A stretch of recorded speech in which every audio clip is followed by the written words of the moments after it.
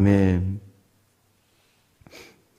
어떤 어려움이 있는가, 여러분 지금 무엇을 가지고 근심하는가에 따라서 여러분의 지금의 자리들이 정신없이 또는 때로는 너무 여유 있는 상황에서 흘러갈 수가 있죠. 쉽게 얘기하면 아픔이 있습니다. 지금 어떤 어려움이 있어요.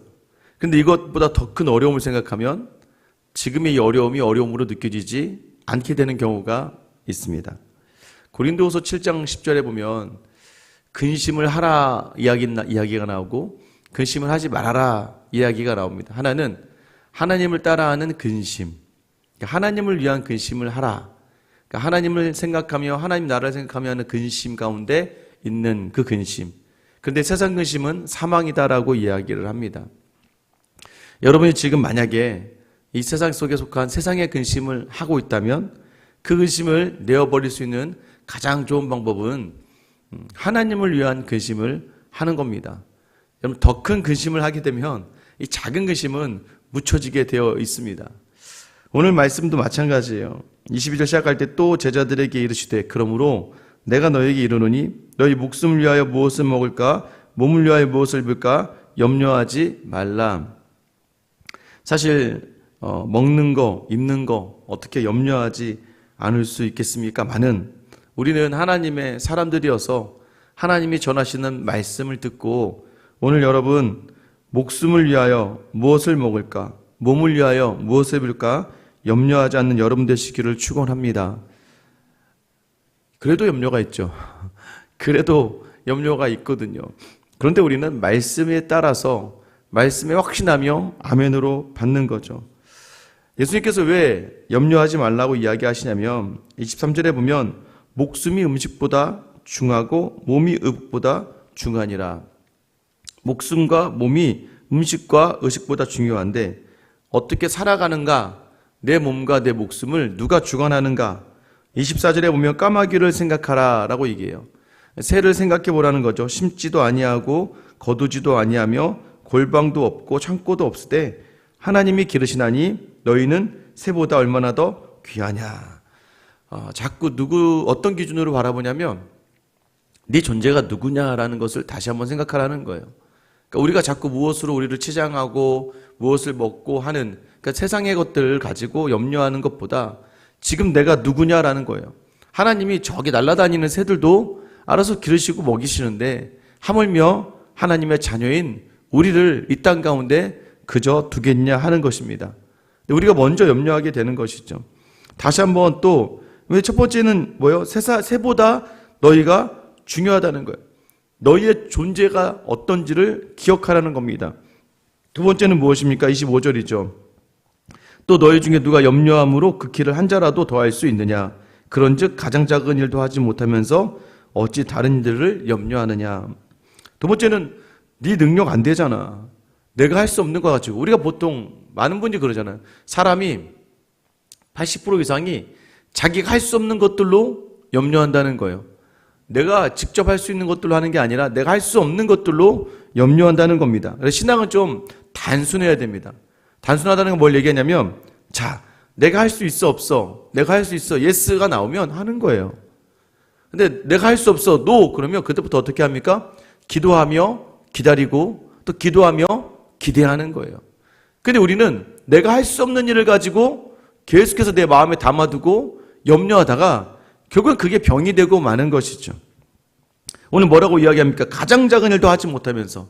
여기서 말하는 가장 작은 일이 뭐냐면 여러분 키가 자라는 일, 여러분 사실 키가 크고 자라는 것에 대해서 또 생명이 연장되는 일에서 생명이 더 연장되고 줄어드는 거에 대해서 이런 관심과 염려를 가지지 않잖아요. 물론 너무 키가 작아서 막 신경이 쓰일 수는 있겠지만 매일매일마다 키가 안 크는 걸 가지고 신경 쓰는 게 아니죠. 그냥 자라나는 것들, 하루를 살아내는 것들, 이런 작은 일도 우리 스스로 하지 못한다는 걸 안다면 이 모든 일이 다 하나님이 이루어 가시는 일이다라는 것이죠. 이와 같이 인생의 다른 일도 다 하나님이 이루어 가신다. 그러면서 백합화를 생각해 보라라고 27절에 얘기하잖아요. 백합화를 생각해 봐라. 이 들풀이 자라지 않느냐. 실도 만들지 않고 또 짜지도 않는데 그런데도 불구하고 솔로몬의 모든 영광으로도 입은 것이 이 꽃 하나만큼 훌륭하지 못하다라고 이야기해요. 28절에 보면 오늘 있다가 내일 아궁이에 던져지는 들풀도 하나님이 이렇게 입히시거든 하물며 너희일까 보냐 믿음이 작은 자들아 라고 얘기해요.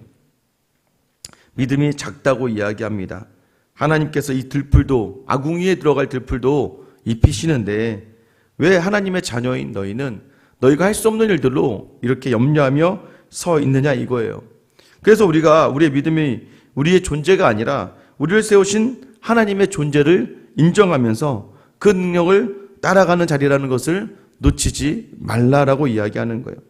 그러면 다시 강조합니다. 29절에 너희는 무엇을 먹을까 무엇을 마실까요? 구하지 말며 근심하지 말라. 이 모든 것은 세상 백성들이 구하는 것이라 너희 아버지께서는 이런 것이 너희에게 있어야 할 것을 아시느니라. 무엇을 먹고 마시는 것을 가지고 구하고 있다면 하나님이 그 모든 것을 아시는 거예요. 세상의 것을 구하는 것이다 라고 얘기하시면서 하나님은 우리가 무엇이 필요할지 아신다는 거예요. 그래서 무엇을 구하라고 이야기합니까? 31절 다만 너희는 그의 나라를 구하라. 그러면 이런 것들을 너희에게 더하시리라. 하나님의 나라를 구하는 것. 그러니까 지금 주기도문부터 시작해서 또 이전에 어떤 한 사람이 나타나서 형에게 그 재물을 나에게 나눠달라고 얘기해 주세요라고 하는 것들, 모든 것들, 예수님을 만나고도 세상의 것들로 가득 차 있는 생각들, 사실 여러분 그게 쉽지는 않습니다. 그렇게 살아가는 게 뭐 그냥 내려놓을 수 있는 것들이 아니에요. 당장 먹고 입는 것이 중요한 가정들은 그것이 너무나 힘들고 어려워질 때가 있습니다. 그래서 32절에 적은 무리여라고 얘기해요. 마치 이 땅에 수많은 사람들과 다르게 나 혼자만 그 길에 서 있는 것 같은 그러한 느낌이 드는 정말 뭔가 소외된 것 같은 그런 삶이라고 이야기하지만 무서워 말라. 너희 아버지께서 그 나라를 너희에게 주시기를 기뻐하시느니라. 그 나라가 무엇입니까? 하나님의 나라라는 거예요. 여러분 어떠하십니까? 지금 삶의 자리가 어떠세요? 저는 최근에 이제 교제하는 목사님들을 보면서 참 많은 깨달음을 가지게 되는 것 같아요. 보다 보면 제가 볼 때는 다 살기 위해서 노력하시고 그 교회들이요 우리 교회보다 이렇게 큰 교회가 있지 않아요. 월요일 오전마다 이렇게 운동을 하시는 분들이 한 30분 40분 이렇게 모여 드시는데 사실 교회가 그렇게 뭐 성도도 많지도 않고 그러다 보니까 어떤 분들은 투잡을 가지고 계시죠. 다른 일을 하시면서 또 목회도 하시면서. 그런데 그분들 얼굴을 보면 전부 다 막 내가 어떻게 살아갈까, 나는 왜 이럴까 이렇게 생각하지 않으세요. 제가 볼 때 어떻게 보면은 오히려 제가 도움을 드려야 되는데도 불구하고 매일 그 자리에 오면서 빵을 사가지고 오시고 음료수를 사가지고 오시고 뭔가를 나누려고 하시고 항상 그 마음에 전혀 거리낌 없는 마음으로 그 자리를 섬기고 계시는 분들을 볼 때마다 참 제가 큰 도전을 받아요. 왜냐하면 그에 비해서 그래도 교회가 성도들이 모이고 그래도 가정적으로 또 그래도 먹고 사는 것에 대해서 그래도 나은 것 같은데 오히려 제 머릿속에 염려가 더 많고 근심이 더 많은 것 같이 느껴질 때가 참 많습니다. 왜 그렇습니까? 하나님의 마음을 담아 살아가는 사람은요 하나님께서 주시는 평강이 있습니다. 여러분 그래서요 하나님의 뜻대로 하는 근심은 후회하심이 없는 거예요. 하나님의 뜻대로 하는 근심 속에서 하나님이 붙들어 주는 거예요. 그래서 바꾸는 겁니다. 뭘로 바꿉니까? 하나님 오늘은 내가 어떻게 살아야 하나님 기뻐하시는 삶을 살겠습니까? 라고 근심하시기 바랍니다. 세상의 근심이 아니라 오늘 내가 먹을 게 없는데 오늘 내가 입을 게 없는데 내가 오늘 내 자녀를 건사할 게 없는데 내가 오늘 좀 더 채워야 될 것들 못 채우는데 라는 근심보다 하나님 오늘 내가 하나님의 자녀로 어떻게 살아야 될까요? 하나님의 교회를 위해서 나는 어떻게 살아야 될까요? 하나님 나는 오늘 어떻게 말을 하고 어떻게 살아내야 하나님이 기뻐하시는 삶을 살아낼까요? 라는 그 근심이 우리에게 참 자유를 주시고 그런 분들에게 더하신다는 거예요. 여러분 감사하는 사람에게 더 많은 것들이 주어진다는 건 여러분 아시죠? 왜 그렇습니까?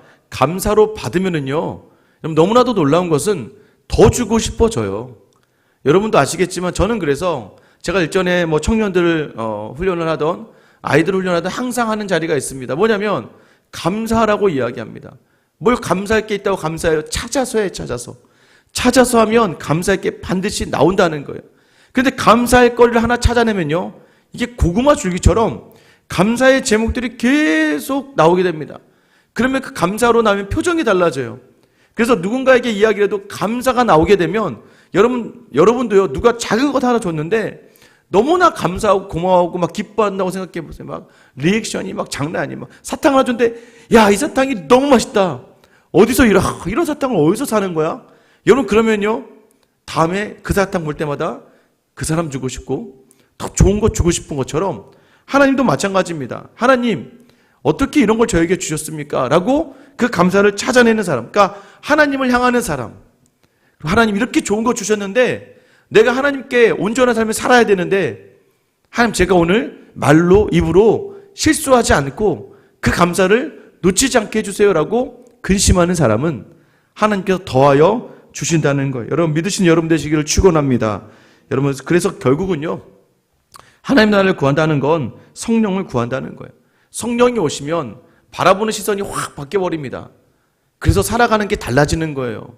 왜냐하면 다른 사람들은요, 수많은 사람들은 세상의 결핍을 가지고 생각하면서 하루를 살지만, 믿음의 사람들은요, 하나님이 주신 자리, 하나님이 함께 하신다는 그런 확신을 가지고 살아가기 때문에 하루의 삶이 달라지는 겁니다. 어제까지 나에게 힘들고 어려운 자리였던 것들이요, 오늘 믿음의 눈으로 바라보니까 달라지는 거예요. 오늘 성령이 나와 함께 하시니까 달라지는 거예요. 왜? 성령이 나와 함께 하셔서 이 모든 자리를 정말 기쁨의 자리로 변화시켜 주시기 때문입니다. 직장도요, 믿음이 없이 바라볼 때는 불평할 투성입니다.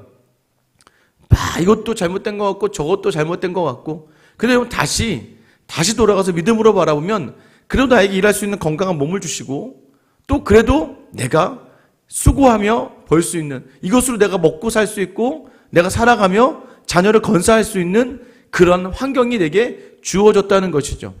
어떻게 바라보느냐, 여러분의 선택에 달려 있습니다. 오늘도 마찬가지예요. 내 안에 성령을 담는 사람은 성령의 눈으로 바라보니까 모든 자리 하나님 주심으로 인정하며 감사하게 되는 거예요. 그러면 그런 사람들에게 주님은 기쁨을 더하실 줄 믿으시기를 축원합니다. 왜요? 반응이 달라지잖아요. 어제까지는 마음에 안 드는 자녀고 지 맘대로 하는 자녀인데, 그 자녀를 바라볼 때 다시 내 입에서는 쓴 말이 나오고, 내 입에서 쓴 말이 나오면 어떻게 됩니까? 아유, 너 어떻게 할래? 그 세상의 근심이 나왔죠. 넌 어떻게 살래? 넌 그렇게 하다 큰일 나. 세상의 근심이 나오면 아까 고린도후서 7장 10절에 사망이라고 얘기해요. 죽자는 거예요, 같이. 그 말을 듣는 자녀도 왜 나는 이 모양으로 살까?